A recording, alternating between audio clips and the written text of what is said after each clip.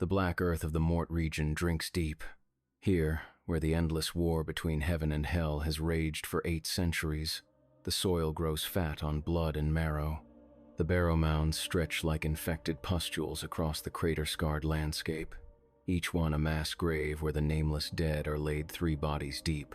No headstones mark these places. No prayers consecrate the ground.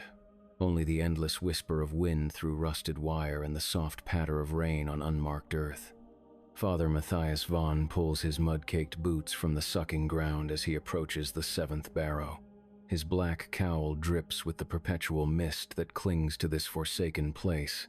The shepherd's crook in his weathered hand gleams dull silver, its head carved from a saint's thigh bone and bound with wire pulled from the crown of thorns that once pressed against Christ's brow. Or so the heretic legion told him when they pressed it into his palm 3 months ago, before he understood his true calling. The mound before him rises 12 feet high and stretches 40 paces in each direction. Beneath the thin layer of black soil lie the remains of new syncretic Orthodox infantry, Hebrew knights, trench pilgrims, and enemy heretics alike. War makes no distinction in death. The earth accepts all offerings with equal hunger. Vaughn kneels beside the barrow and places his palm flat against the wet ground. The soil pulses with a rhythm that matches his heartbeat, slower than life, deeper than sleep. He closes his eyes and begins to whisper the words that have been growing in his throat like a tumor for weeks now. They are not Latin. They are not Hebrew. They are older than both, carved into his tongue by dreams that taste of grave dirt and communion wine gone sour. Come up from your rest, my flock. The shepherd calls and you must answer. The ground beneath his palm grows warm, then hot, then burning cold. Something shifts in the depths of the barrow, a settling that sounds like sighs echoing through hollow bone. Vaughn presses harder against the earth until his palm breaks the surface and sinks into the soft loam. His fingers find something smooth and round, a skull, still bearing strips of flesh that cling like wet parchment. You have slept long enough, he murmurs. The world above has need of your service. The skull moves in his grasp, not the settling of bone in loose earth, but a deliberate turn, as if whatever lies beneath is turning its empty sockets toward his voice. Vaughn's breath comes faster. His other hand grips the shepherd's crook until his knuckles crack like breaking twigs. From somewhere deep in the mound comes the sound of rustling, like autumn leaves stirring in wind. But there are no trees here, only the dead, and they are beginning to wake. The first hand breaks the surface near Vaughn's knee. Pale fingers crowned with black nails push through the soil like a flower blooming in reverse. The flesh hangs in tatters from the bones, held together by sinew gone green with rot. Around the wrist hangs a rosary chain, its beads carved from human teeth and strung on wire that gleams with old blood. Vaughn does not flinch. He has been expecting this, praying for it. The hand is followed by an arm, then a shoulder wrapped in the moldering remains of a trench pilgrim's habit. The fabric still bears the faded outline of a cross, though the threads have turned the color of dried blood. Yes, Vaughn whispers. Rise, my child. Answer your shepherd's call. The corpse that emerges from the soil moves with jerking, puppet-like motions. Its face is a ruin of exposed bone and hanging meat. Where its eyes should be, there are only hollow sockets filled with black earth that spills down its cheeks like tears. The rosary chain around its wrist is connected to something still buried, and as the creature pulls itself fully from the ground, another hand appears where the chain descends. Then another, and another. They rise in a line, each corpse shackled to the next by chains of prayer beads and consecrated wire. Some wear the remnants of military uniforms. Others are wrapped in burial shrouds that have rotted to gossamer threads. All have empty sockets where their eyes once rested, and all weep the same tears of grave dirt. Vaughn stands and raises his shepherd's crook. The bonehead catches what little light filters through the perpetual overcast sky. His voice grows stronger, more commanding. My flock grows restless. They hunger for purpose. They thirst for righteousness. The chain of corpses now stretches 20 bodies long, and still more hands push through the surface of the barrow. The rosary chains that bind them together pulse with a faint inner light, like veins carrying luminous blood. Where the chains touch the corpse's flesh, the rot seems to slow, held in perfect stasis between life and death. In the distance, the sound of engines cuts through the morning mist. Vaughn turns toward the noise and smiles. His teeth have gone black at the roots, and his gums bleed when he speaks. The corruption has been spreading through his body for weeks, ever since he first heard the whispers calling from beneath the barrows. Soon, he will join his flock in their blessed state between breathing and silence. But not yet. He has work to do first. The engines grow louder. 3 vehicles, by the sound of it. Most likely a reconnaissance patrol from the new syncretic Orthodox garrison at Petra Minor. They will have noticed the disturbances in the Mort region. Cattle gone missing, villages found empty with dinner still warm on the table. Signs and omens that even the most faithless soldier cannot ignore. Vaughn taps his crook against the ground 3 times. The sound echoes across the barrow field like a funeral bell.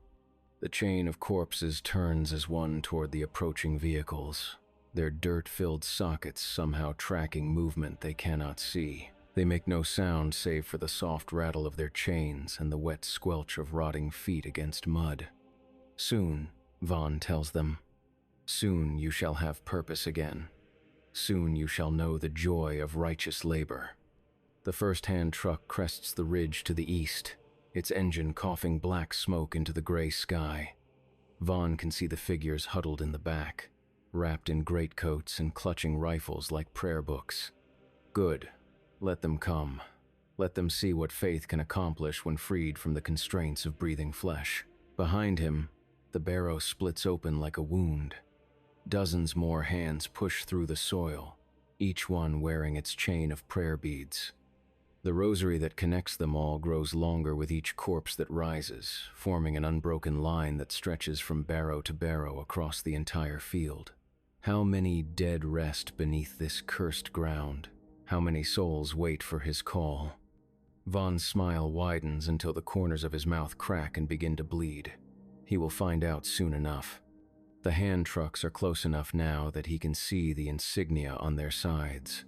The double-headed eagle of the new syncretic Orthodox, wings spread in eternal vigilance. How fitting that they should come here, to this place where vigilance has finally ended and true peace begins. Vaughn raises his crook high above his head. The bone gleams like polished ivory, and the wire wrapped around its base begins to sing with a sound like wind through broken glass. His flock turns toward him, their chains jangling softly in the still air. "My children," he calls, his voice carrying across the barrow field like distant thunder. "Your shepherd has found you purpose. Your shepherd has found you prey." The corpses begin to move. Captain Helena Krask squints through the dirty windscreen of the lead hand truck as the vehicle lurches over another pothole. The Mort region has always been a nightmare to traverse, but the roads seem to grow worse each day. The constant rain turns everything to mud, and the mud never seems to dry. It clings to everything like a hungry thing, dragging at wheels and boots and soles with equal persistence. "How much further, Sergeant?" she asks the man hunched over the driver's seat. Sergeant Kozlov glances at the compass mounted on the dashboard, though Krask doubts the needle points true this close to the cursed ground. 3 kilometers, maybe 4. Hard to tell with all these mounds in the way. Through the rain-streaked glass, Krask can see the barrow fields stretching out before them like a diseased landscape. The mounds rise from the earth at irregular intervals, some small enough to step over, others large enough to house a company of men. All of them unnamed, all of them forgotten by everyone except the worms. In the back of the truck, Private Volkov shifts nervously and checks his rifle for the dozenth time. The boy is green, barely 18 and still jumping at shadows.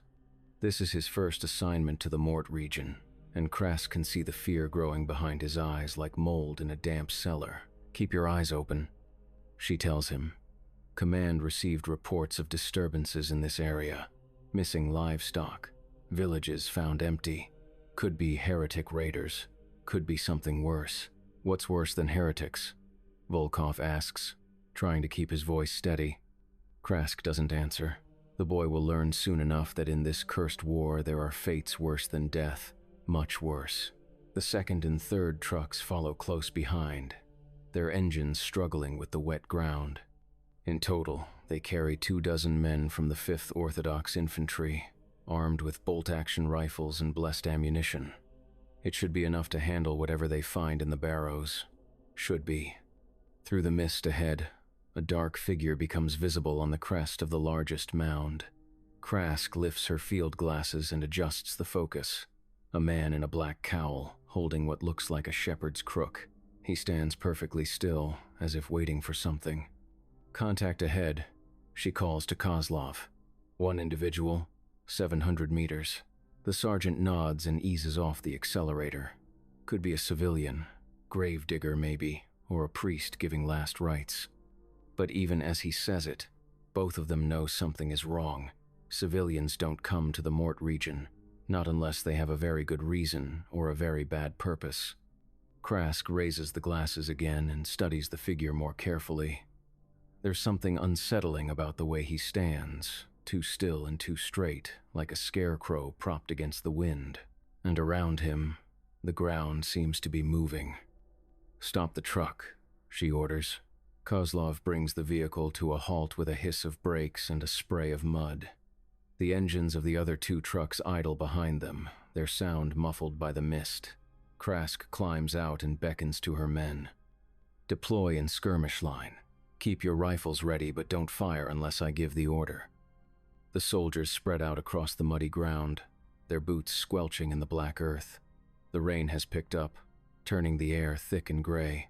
It's hard to see more than 100 meters in any direction. Krask takes point and begins walking toward the figure on the mound. With each step, the feeling of wrongness grows stronger. The air tastes of copper and grave dirt. The sound of their footsteps seems muffled, as if the ground beneath them is absorbing more than just the rain. At 300 meters, she can see that the ground around the large mound is definitely moving. Not the settling of loose earth, but something more purposeful, more alive. At 200 meters, she sees the hands. "Holy Christ," whispers Volkov, his voice carrying despite the rain. The ground around the mound is erupting with pale, reaching fingers. Dozens of them, maybe hundreds, all pushing up through the black soil like some unholy harvest.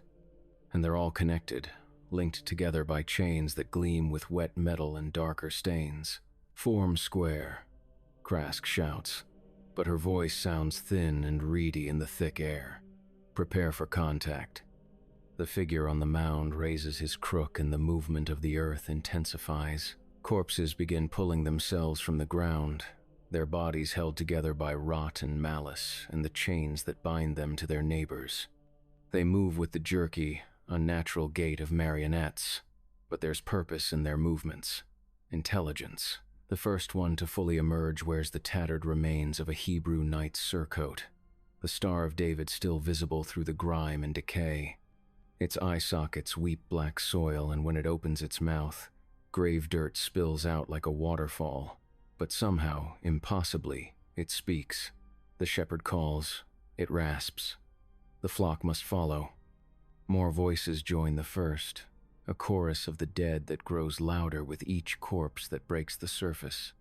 They all speak the same words, over and over, until the air fills with their unholy litany. The shepherd calls, the flock must follow. The shepherd calls, the flock must follow. Krask raises her rifle and fires. The blessed bullet takes the Hebrew knight corpse in the center of its chest, punching through rotted flesh and splintered bone. The impact staggers the creature but doesn't drop it. Instead, it looks down at the wound with something that might be curiosity, then continues its shambling advance. "Open fire," Krask screams. The skirmish line erupts in muzzle flashes and the crack of rifle fire. Bullets tear through the advancing corpses, shredding what little flesh still clings to their bones. Some fall, their chains dragging down the ones connected to them. But for every one that drops, 2 more pull themselves from the earth, and they keep coming. The figure on the mound raises his crook higher, and the bonehead begins to glow with a sickly phosphorescence. His voice carries over the sound of gunfire, deep and resonant and wrong. My children hunger for purpose. Feed them your righteousness. Feed them your doubt. One of the corpses breaks through the skirmish line and grabs Private Volkov around the throat. Its fingers are little more than bone wrapped in rotted leather, but they close with surprising strength. Volkov screams and tries to pull away, but the chain that connects the corpse to its neighbors holds it steady. The creature leans close to Volkov's face, and from its mouth comes not breath but the smell of deep earth and older things. When it speaks, its voice is a whisper that somehow carries over the chaos of battle. Join the flock, little lamb. The shepherd has such work for us to do. Volkov's scream cuts off abruptly. His eyes roll back until only the whites show, and when they refocus, they're no longer entirely his own. Something else looks out from behind them. Something that weighs and measures and finds the world wanting. Krask puts a bullet through the corpse's skull, finally dropping it for good. But the damage is done. Volkov staggers backward, his rifle forgotten, his hands clawing at his throat as if trying to pull something out. Fall back, Krask shouts, fighting withdrawal to the vehicles. But even as her men begin their retreat, she can see more mounds splitting open across the barrow field. The infection is spreading, and there are far more dead here than she ever imagined. Far more than 24 soldiers can hope to stop. The figure on the mound spreads his arms wide, his crook held high like a benediction. His laughter echoes across the field, rich and full and completely mad. Run, little faithless ones. Carry word of what you have seen. Tell them the shepherd has awakened his flock, and soon we shall come calling. Krask reaches the trucks and begins shoving her men into the beds. Volkov moves like a sleepwalker, his eyes still strange and distant. The corpses don't pursue them beyond the edge of the barrow field, but their voices follow, a chorus of the damned that grows louder with each passing moment. The shepherd calls, the flock must follow. As the trucks race away through the mud and rain, Krask looks back one final time. The figure on the mound has vanished, but the corpses remain. They stand in perfect formation now, rank upon rank of the chained dead stretching across the entire field, and all of them are facing south, toward the city of Petra Minor. Father Matthias Vaughn descends into the hollow heart of the great barrow through passages that did not exist before his awakening. The earth parts before him like water, creating tunnels lined with rib cages and femurs that gleam pale in the phosphorescent light of his crook. Here, beneath tons of pressed soil and decomposing flesh, he has built his true cathedral. The walls pulse with a rhythm that matches the heartbeat of the world below. Root-like veins of tarnished silver run through the packed earth, carrying whispers from deeper places.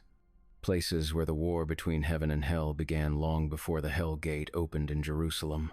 Places where older conflicts still rage in the spaces between heartbeats.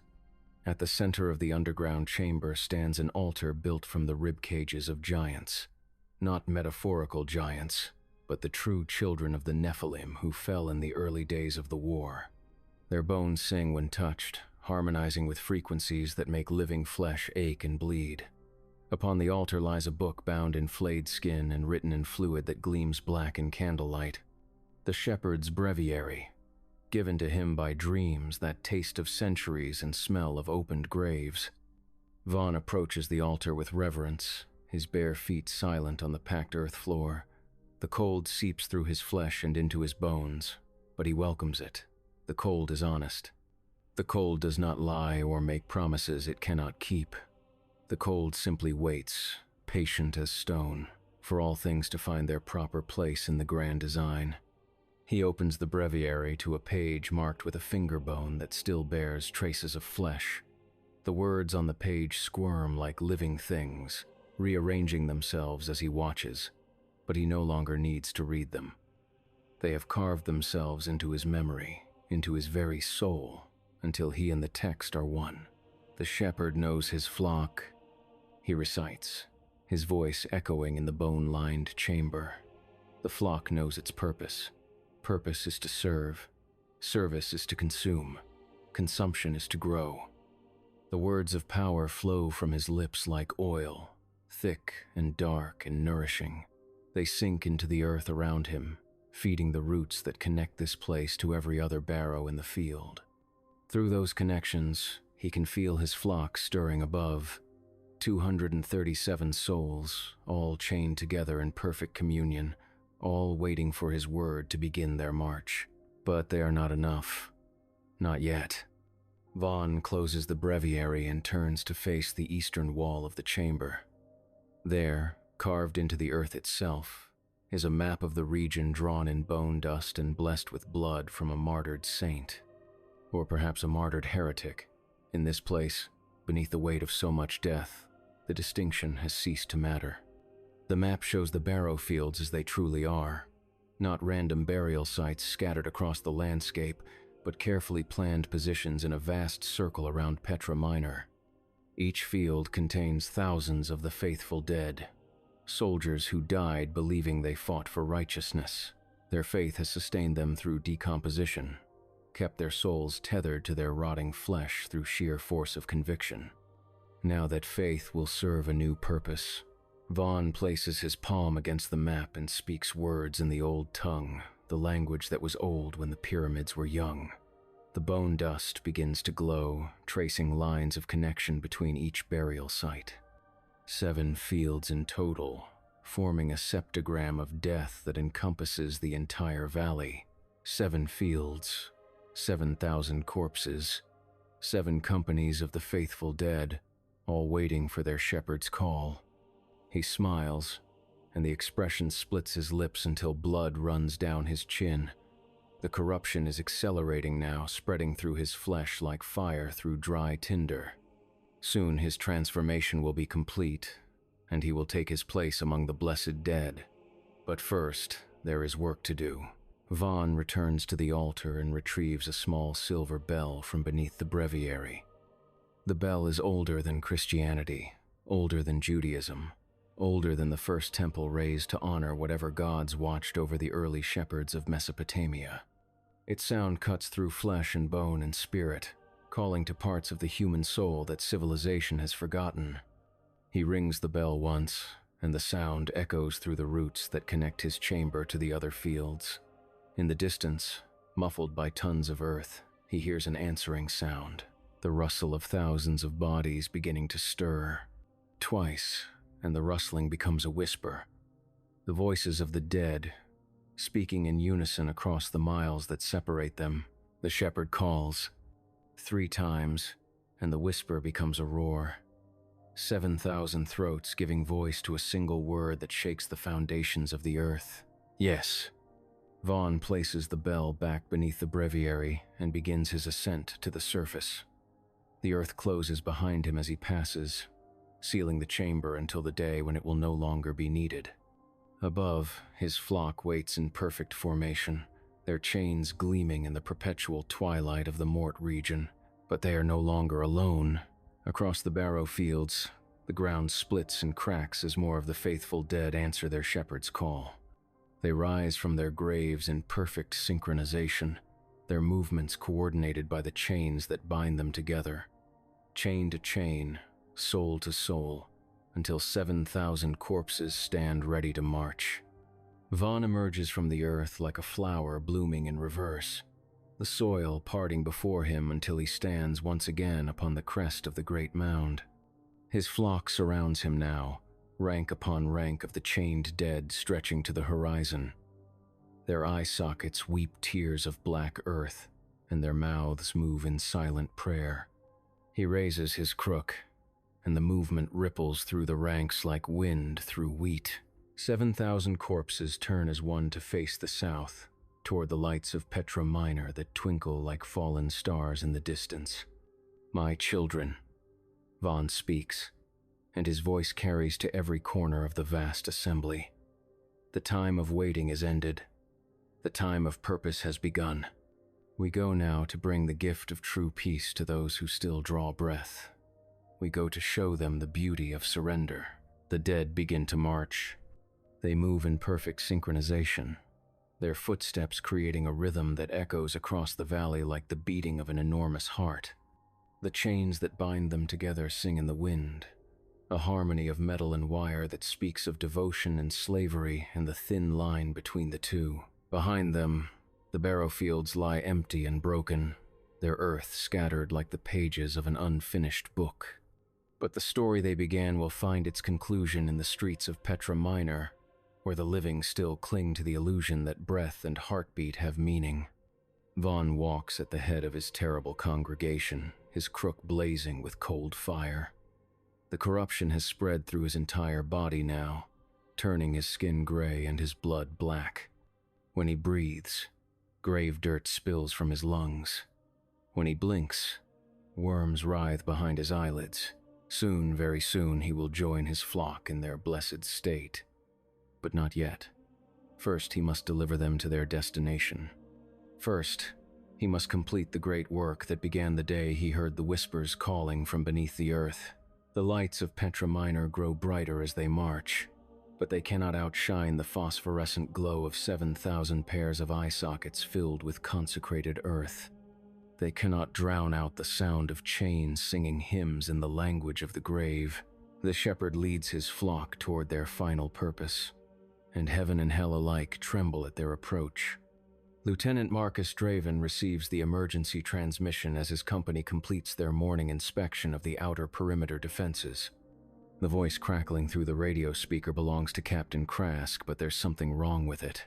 Something strained and hollow, as if the words are being forced through a throat full of broken glass. Petra Minor Command, this is Recon 3.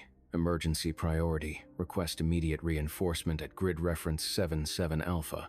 Multiple hostile contacts. Repeat, multiple hostile contacts. Static fills the channel for several seconds before Krask's voice returns. Weaker now and distorted by interference that sounds almost like whispering. Command, be advised. We have encountered some kind of resurrection event in the Mort region. Estimate 7,000 hostile infantry moving south toward your position. Nature of threat unknown. Conventional weapons ineffective. Say again. Conventional weapons ineffective. The transmission cuts to white noise, then silence. Draven stares at the radio in disbelief. 7,000 infantry? That would be an entire division, but intelligence reports indicate no major enemy formations in the region. And what did Krask mean by resurrection event? He keys the handset and attempts to raise Recon 3, but receives only static in response. Either their radio has been damaged, or something in the Mort region is interfering with transmissions. Neither possibility is reassuring. Sergeant Kane, he calls to his second in command. Alert the garrison, full battle stations, and get me a direct line to Colonel Vasquez. Kane nods and begins shouting orders to the men scattered around the fortified position. Petra Minor sits at the junction of three major supply routes. Its defenses built into the ruins of an ancient monastery that has been fortified and rebuilt a dozen times over the centuries. The walls are 20 feet high and lined with machine gun nests. The approaches are covered by overlapping fields of fire and blessed with consecrated ammunition. It should be impregnable. Should be. Draven climbs the stone steps to the command post built into the monastery's old bell tower. From here, he can see for miles in every direction. To the north, the Mort region stretches like a cancer across the landscape, its barrow fields hidden beneath perpetual mist. To the south and east, the supply roads wind through rocky hills toward the distant lights of larger cities. To the west lies only wasteland, cratered and poisoned by 8 centuries of war. Through his field glasses, he can see movement in the northern mist. Not the sharp, angular movement of vehicles, but something more organic, more fluid, like a vast herd of animals moving across the landscape. But animals don't move in perfect formation, and they certainly don't cover ground at such speed. The radio in the command post crackles to life, and Colonel Vasquez's voice fills the small room. Draven, report. What's this about 7,000 hostiles? Sir, we received a priority transmission from Captain Krask's Reconnaissance patrol. They report a large enemy force moving south from the Mort region. Nature of the threat is unclear, but Captain Krask indicated conventional weapons were ineffective. A long pause, filled with the soft hiss of static. Understood. Reinforcements are 12 hours out. Hold your position and keep me informed. Vasquez out. 12 hours. Draven lowers the radio handset and returns to his field glasses. The movement in the northern mist is definitely closer now, and more distinct. He can make out individual figures moving in long, connected lines.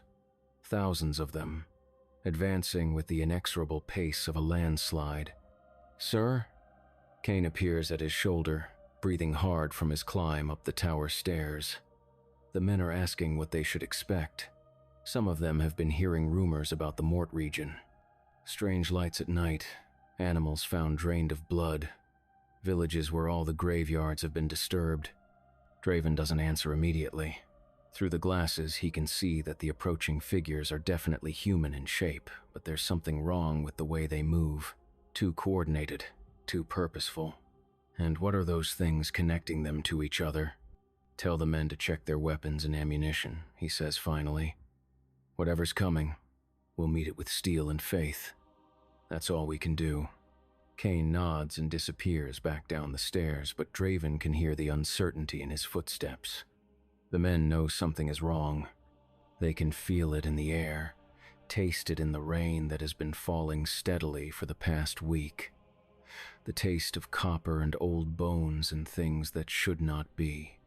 Below in the courtyard, soldiers scramble to their positions.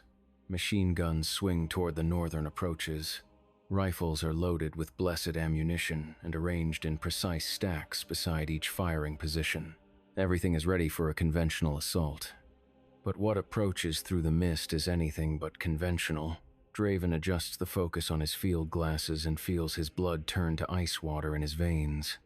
The figures moving across the landscape are definitely human, but they're connected to each other by chains that gleam with an inner light, and their movements, while coordinated, have the jerky quality of marionettes controlled by a mad puppeteer. More disturbing still are their faces. Even at this distance, he can see that their eye sockets are dark and empty, weeping something that is not tears. Their mouths move in unison, as if they're singing some unholy hymn that only they can hear. The dead. Krask was right. Somehow, impossibly, the dead are walking again.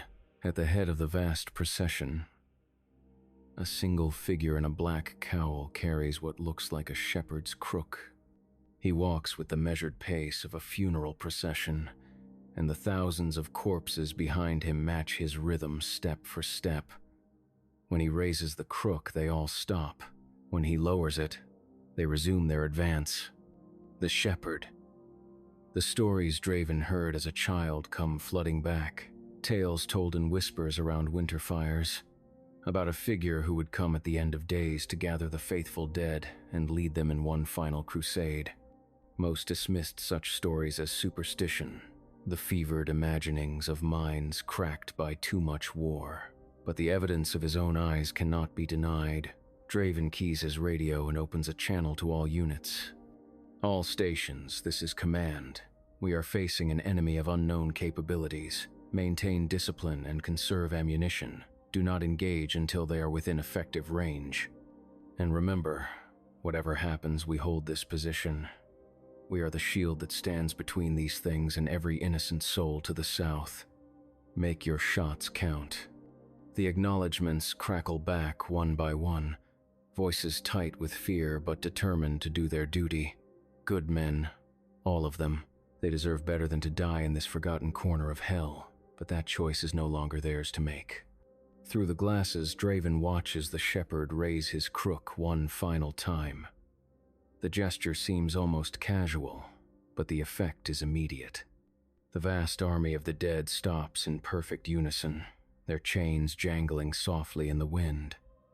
They're less than 2 kilometers away now, close enough that their individual features are becoming visible. Close enough to see that many of them wear the uniforms and insignia of the new syncretic Orthodox. These are not enemy soldiers risen from their graves. These are their own dead, their own faithful, turned into weapons against the living. The shepherd lowers his crook, and the army begins to move again. But this time, they don't march. They run. 7,000 corpses charging across the muddy ground with the speed and fury of a cavalry charge, their chains singing like wind chimes in a hurricane. Draven abandons his field glasses and reaches for the signal flare mounted beside the radio. When he fires it into the gray sky, its red light will be the signal for every gun in Petra Minor to open fire. He pulls the trigger, and the battle for the living begins. The red flare hangs in the sky like a drop of blood against gray wool, and the monastery erupts in fire and thunder. Machine guns chatter from their nests along the walls, sending streams of blessed bullets into the charging mass of corpses. Rifles crack in measured volleys, their muzzle flashes like fireflies in the growing darkness. The air fills with the smell of cordite and hot metal and something else. Something that smells like opened graves. The bullets tear through the advancing dead with devastating effect. Bodies topple and thrash, their chains dragging down their neighbors in tangled heaps. For a moment, it seems that conventional weapons might be enough after all. The charge falters, slowing as the front ranks collapse under the withering fire. But then the fallen begin to rise again. Not all of them. The corpses struck by headshots remain down, their skulls too damaged to house whatever force animates them. But those hit in the chest or limbs simply stand up and resume their advance, ichor leaking from their wounds like tree sap. The chains that bind them together glow brighter with each impact, as if the violence is feeding some internal fire. "Aim for the head," Draven shouts into his radio. "Headshots only." The order passes along the line, and the fire becomes more concentrated, more precise. Corpses begin dropping and staying down as bullets find their targets, but there are so many of them, and they're moving so fast. The first wave hits the outer perimeter like a tsunami of rotting flesh and burning metal. The corpses don't slow down when they reach the defensive wire. They simply plow through it, their chains cutting through the steel strands as if they were made of paper. The few who become entangled are dragged forward by their comrades, trailing wire and fence posts behind them. Private Morrison screams as a cluster of corpses reaches his machine gun nest. He keeps firing until they're close enough to touch, then draws his sidearm and puts 3 blessed bullets through the skull of the nearest one. It drops, but its chain brother is already climbing over the sandbags. Morrison's final scream cuts off abruptly as skeletal fingers close around his throat. The breach widens as more corpses pour through the gap. They move with inhuman coordination, each one knowing exactly where their neighbors are despite their empty eye sockets.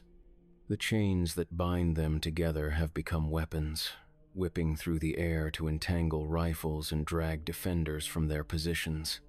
Draven abandons the command post and races down the stairs, drawing his sword as he runs.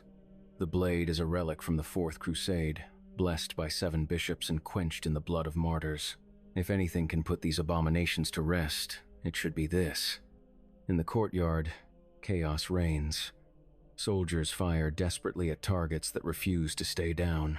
The corpses flow over the walls like water, their chains creating a web of silver death that ensnares everything it touches. Sergeant Kane empties his rifle into a cluster of Hebrew knights, their ancient surcoats still bearing the faded star that once marked them as defenders of the faith. Now they serve a different master, and their empty sockets weep black earth as they advance. Draven reaches the courtyard just as the eastern wall falls. The corpses don't climb over it so much as they absorb it, their chains wrapping around stone and mortar until the ancient blocks crumble to dust. Through the breach pours a river of the dead, rank upon rank of soldiers who died believing in redemption, The blessed sword cuts through the first corpse Draven encounters, a trench pilgrim whose rosary chain has grown into his flesh like metal roots. The blade severs the creature's spine with a sound like breaking crystal, and it crumples to the ground. But even as it falls, its chain brother steps over its remains and swings a length of consecrated wire at Draven's throat. He ducks and drives his sword through the second corpse's ribcage. Feeling the blade catch on something that isn't bone, the creature looks down at the protruding steel with what might be curiosity, then reaches up to grasp the blade with both hands.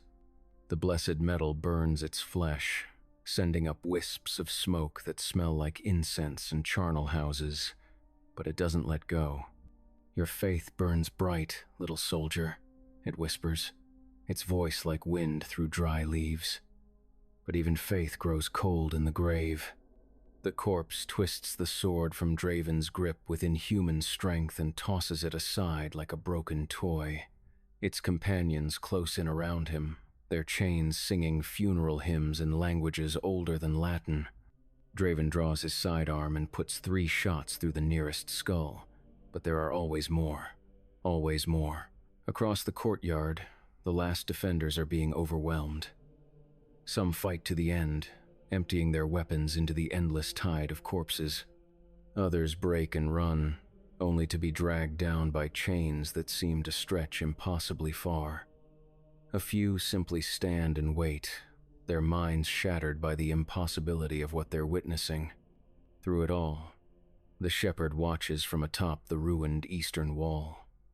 He hasn't moved from his position, hasn't raised a hand to help his flock in their work. He simply observes, his crook planted in the rubble like a battle standard as his children fulfill their purpose. Draven backs toward the central keep, firing methodically at anything that moves. The blessed bullets punch through rotting flesh and shattered bone, but there are so many targets that missing becomes impossible. Each shot finds a mark, and each mark falls, but the fallen are immediately replaced by 10 more. Behind him, the massive oak doors of the keep swing open. Father Miguel emerges, carrying a reliquary that glows with inner light. The old priest's face is pale but determined as he raises the golden container above his head.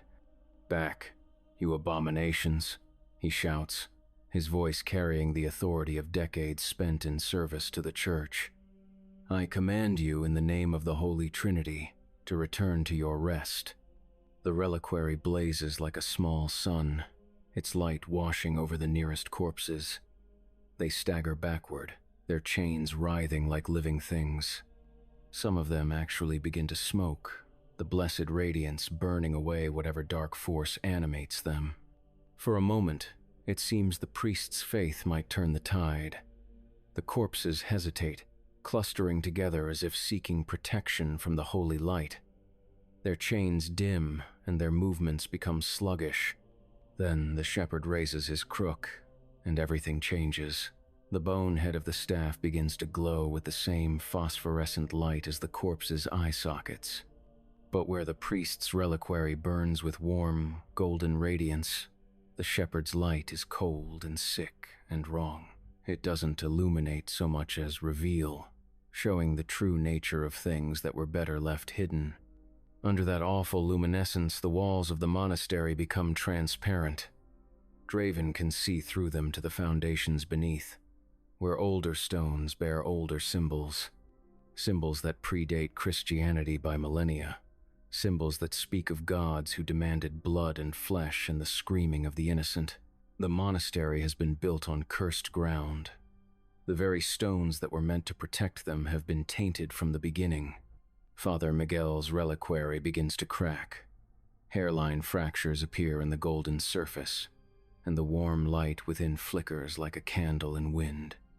The priest's face goes white with shock and dawning horror. "Impossible," he whispers. "This is consecrated ground. This is holy ground." The shepherd's laughter echoes across the ruined courtyard, rich with dark amusement. "Holy ground?" His voice carries despite the distance, somehow audible over the sound of battle. "Look deeper, priest. Look with eyes unclouded by faith. What do you see? Father Miguel stares down at the stones beneath his feet, and the blood drains from his face. Under the shepherd's cold light, he can see what lies beneath the Christian masonry. Older stones, pagan altars, sacrificial chambers where children were once offered to gods whose names have been forgotten by all save the worms. The reliquary shatters in his hands, its blessed contents spilling across the cursed ground. Where the holy water touches the ancient stones, it hisses and steams like acid on metal. You see now, the shepherd continues, his voice gentle with mock compassion. Your faith is built on a foundation of bones and blood. Your righteousness is rooted in murder and madness. What makes you think your God's mercy extends to this place? The corpses surge forward with renewed vigor, their chains blazing with cold fire. They fall upon the last defenders like hungry wolves, dragging them down into the growing darkness. Screams fill the air, but they don't last long. Draven finds himself backed against the keep's main door, his ammunition exhausted and his sword lost somewhere in the melee. Around him, the corpses form a circle, their empty sockets all turned in his direction. They don't attack immediately. They simply wait, as if savoring the moment. From atop the wall, the shepherd descends, not climbing down, but literally sinking through the stone as if it were water. He emerges from the floor of the courtyard like a plant growing in fast motion, his black robes flowing around him like liquid shadow. Up close, Draven can see the extent of the creature's transformation. What little flesh remains on his face is gray and waxy, hanging in strips from the bones beneath. His eyes are gone, replaced by hollow sockets that weep the same black earth as his flock. When he smiles, his teeth are yellow and cracked, and things that might be maggots writhe between them. You fought well, the shepherd says, his voice somehow coming from all directions at once. Your men died with honor. There is no shame in defeat when the enemy is inevitability itself. What do you want? Draven gasps, his back pressed against the oak door. The shepherd tilts his head like a curious bird. I want nothing, Lieutenant. I am not driven by desire or ambition or any of the petty emotions that motivate the living. I simply am, like the tide or the turning of seasons or the slow decay that claims all flesh. He raises his crook, and the bone head pulses with renewed light. But my flock, my beautiful flock, they have purpose yet unfulfilled. 7,000 souls, all carrying chains forged from their own faith. They march south now, toward the cities where the living huddle in their false security. They will bring the gift of peace to all who receive them. Peace? Draven spits blood from his split lip. You call this peace? Huh? Look around you, Lieutenant. Do you see any suffering here? Any pain or fear or desperate hope? My children have passed beyond all such things. They know only purpose now, only service, only the perfect harmony that comes from accepting one's place in the grand design. The shepherd steps closer, and Draven can smell the grave stench rolling off him in waves. Soon you will join them. Soon you will understand the beauty of surrender. Your chain is already being forged in the fires of inevitability. Can you not hear its song? And God help him, Draven can hear it. A soft chiming that seems to come from inside his own skull, growing louder with each heartbeat. The sound of metal being shaped by forces beyond human understanding. The chain that binds is the chain that frees, the shepherd whispers. The death that takes is the death that gives. You will see, my child.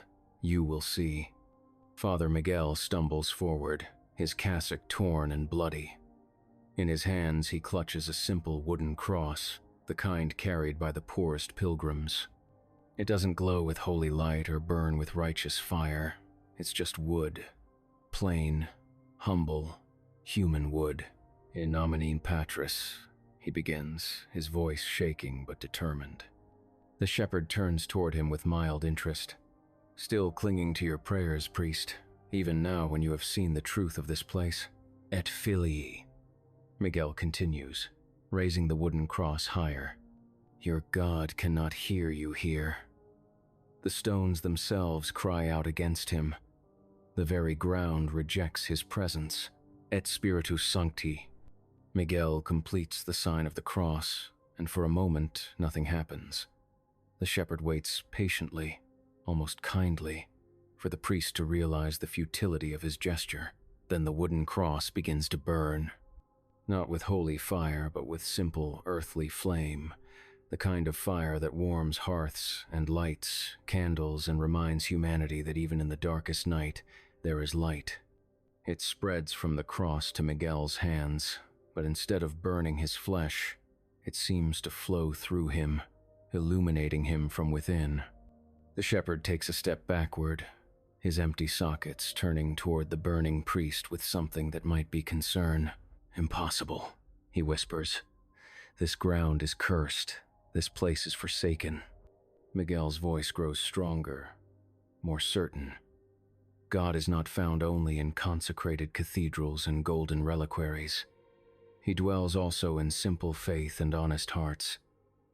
Even here, especially here, where his light is most needed. The flame spreads from the priest to the ground around his feet.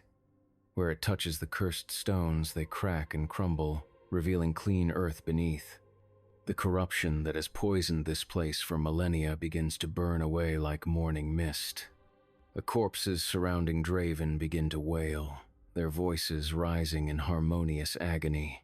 Their chains grow red hot, burning the rotted flesh that still clings to their bones. Some of them collapse, finally released from whatever force bound them. Others stagger away from the spreading light, seeking refuge in the shadows. But the shepherd does not flee. Instead, he plants his crook more firmly in the ground and begins to speak words in a language that predates human speech. The air around him shimmers and distorts, and the clean fire of Miguel's faith begins to dim. You understand nothing, priest. He snarls, his voice like grinding stone. This corruption cannot be burned away with simple prayers and humble wood. It runs too deep. It has been here too long. He raises his crook, and the bone head blazes with cold fire that pushes back against Miguel's flame. Where the two lights meet, the air itself begins to tear, revealing glimpses of vast spaces filled with screaming stars. I am not some common demon to be banished by Latin words and peasant faith. I am the shepherd of the final flock. I am the voice that calls when all other voices fall silent. I am the ending that gives meaning to every story. The two men face each other across a courtyard filled with the moaning dead, their conflicting lights casting wild shadows on the ruined walls. Between them, reality grows thin, worn almost transparent by forces it was never meant to contain. And in that thinness, other things begin to stir. Things that have been waiting in the spaces between seconds, hungry for any crack that might let them slip through into the waking world. The battle for Petra Minor is ending, but what comes next will be far worse than simple death, far worse than the clean corruption of the grave. The wooden cross in Father Miguel's hands crumbles to ash, but the priest continues to burn with inner fire. His flesh grows transparent, revealing the network of light that pulses through his veins like liquid starlight. He takes another step toward the shepherd, and where his feet touch the ground, flowers begin to bloom. Not the pale, sickly things that grow in graveyards, but bright wildflowers that smell of summer meadows and childhood innocence. The shepherd hisses and raises his crook like a weapon, but the bone head has begun to crack. Hairline fractures spread through the ivory surface, and from the cracks seeps a liquid that is neither pus nor blood but something far older and more corrupt.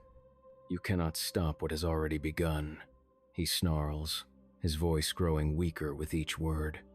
My flock marches south even now, 7,000 chains singing the song of absolute peace. Your cities will burn with cold fire, and your children will rise to serve a better master. Miguel reaches out with one burning hand and touches the shepherd's face. Where skin meets skin, the corruption begins to burn away, revealing something almost human beneath. Almost. There is no peace in what you offer, the priest says softly. Only the silence of the grave. But true peace comes from hope, not despair. From love, not fear. From faith that chooses light even in the deepest darkness. The shepherd's scream tears through the air like breaking glass. His flesh begins to bubble and run like melted wax. But instead of revealing bone beneath, it shows something far worse. An emptiness so profound that looking at it makes the eyes water and the mind reel. He is not a man transformed by corruption. He never was a man at all. He is absence given form. Void shaped into the semblance of humanity. The hunger that waits at the end of all things. Wearing the face of a shepherd to better deceive his flock. But even void can be filled with light. Miguel's fire spreads from his hand into the creature that calls itself the shepherd. It races through the hollow spaces where organs should be, illuminating the terrible emptiness within. The thing that pretends to be Vaughn throws back its head and howls, a sound like the last breath of dying stars. Around them, the chained corpses begin to fall, not destroyed, but released. The chains that bound them together crumble to rust and dust, and the dark light fades from their empty sockets. One by one, they collapse to the ground and are still, finally granted the rest that death should have brought them centuries ago. But something is wrong with Miguel's victory. The priest's flesh is becoming more transparent with each passing moment, his inner light burning too bright to be contained by mortal flesh. He is consuming himself to fuel the fire that drives back the darkness. And soon there will be nothing left but flame and memory. "Father," Draven whispers, reaching toward the burning man. Miguel turns to him, and Draven sees that the priest's eyes have become stars, literally stars, burning with the same fierce light that illuminates distant galaxies. "Do not mourn for me, my son. I go to join the eternal light, but I leave this world a little brighter for my passing. Remember what you have seen here. Tell others that even in the darkest places, hope endures.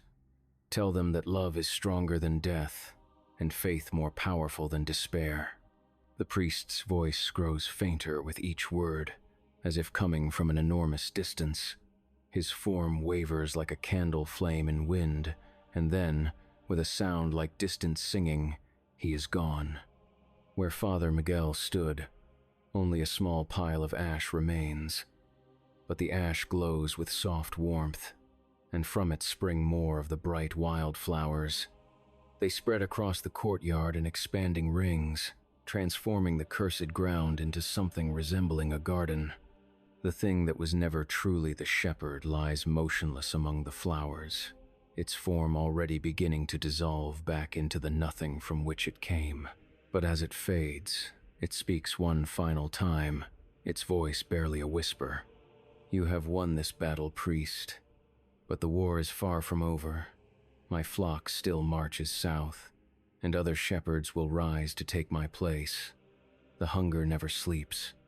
The emptiness never stops growing. And in the end, all lights go out. Then it is gone, leaving only a stain on the ground that the flowers cannot quite cover."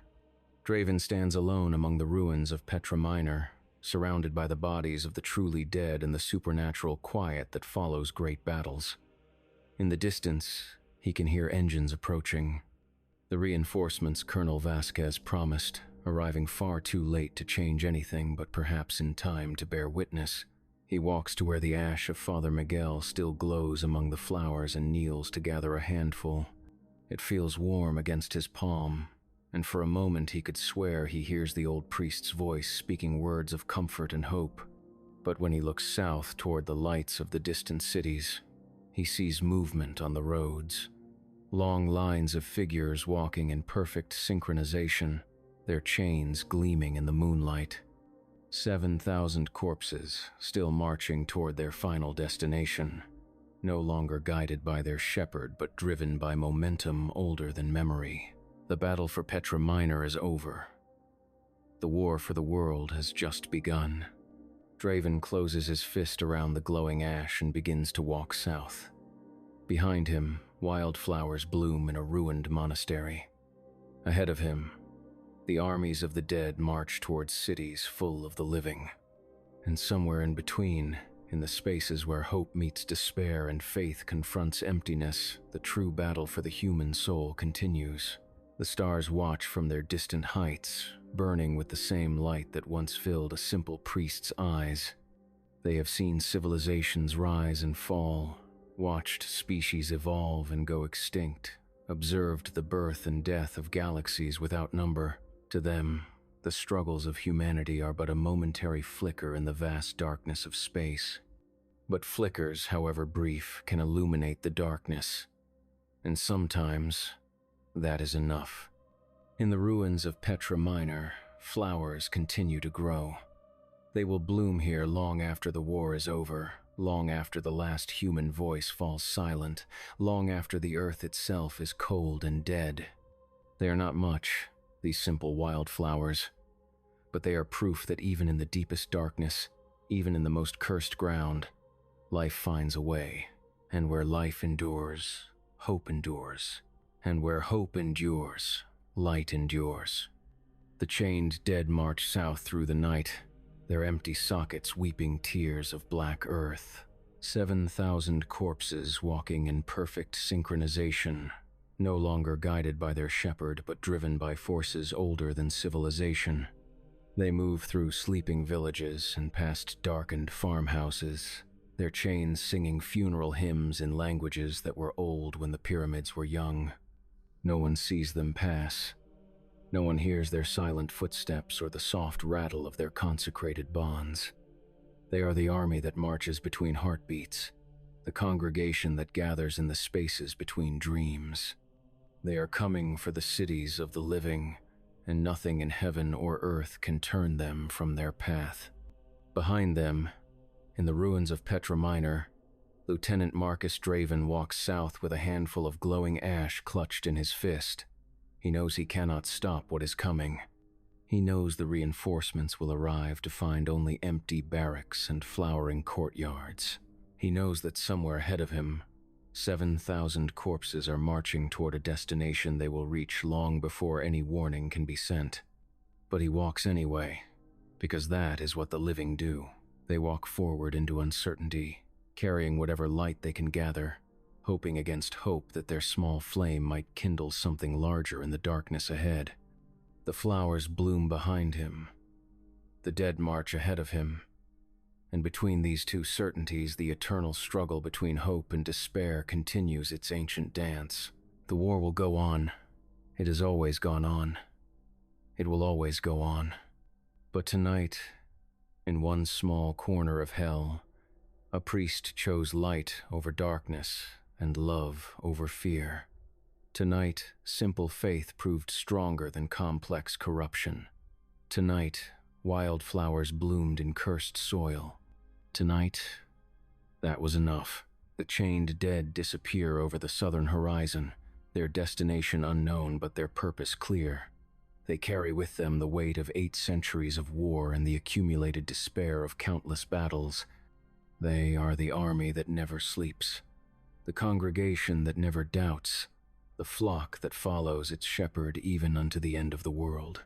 But they march without their shepherd now, and shepherdless flocks have a way of wandering from the path. In the growing light of dawn, Lieutenant Draven continues his lonely walk south. The ash in his palm has grown cold, but the flowers behind him continue to bloom. Somewhere ahead, the armies of the dead march toward their final battle with the living, and in the space between them, hope walks forward into the unknown, carrying whatever light it can find in the darkness.